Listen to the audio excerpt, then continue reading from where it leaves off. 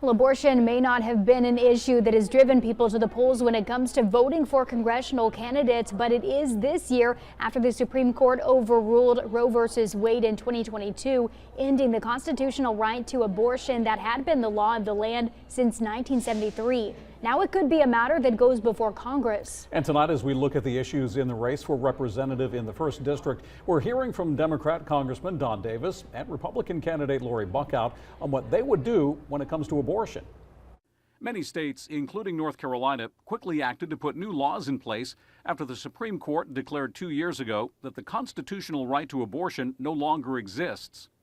The North Carolina Department of Health and Human Services says abortion is legal in the state during the first 12 weeks of pregnancy, when a qualified physician determines a medical emergency exists, through the 20th week of a pregnancy, when the pregnancy is a result of rape or incest, and during the first 24 weeks of a pregnancy if a qualified physician determines a life-limiting anomaly exists in the fetus. I asked Democrat Congressman Don Davis if Congress should codify Roe v. Wade, meaning make it law. Yes, I believe Congress should codify Roe. We have literally seen since the Supreme Court has repealed or reversed Roe, the landscape of reproductive health across the country has changed. States have taken different approaches. We've seen states go to the far extremes. And to me, that's what is concerning when you now reverse Roe. It's these most extreme measures that are taken. And I believe Congress needs to step in.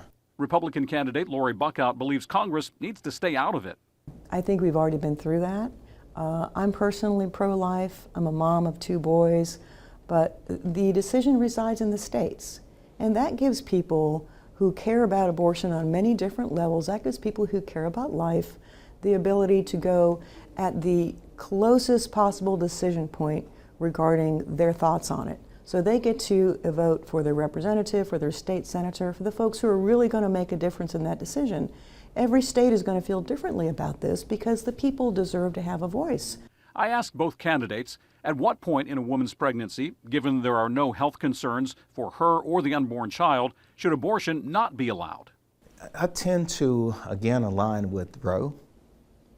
And, Roe allowed more flexibility in the 2nd trimester, with states. But I think we need to go back to the components of Roe. It was a framework that lasted for decades. And it lasted for decades for a reason. Well, the state currently has it at 12 weeks. I think that's reasonable given the state's look into this. So the state has it at 12 weeks. Whether abortion laws stay the same or change going forward may very well depend on who is elected to Congress.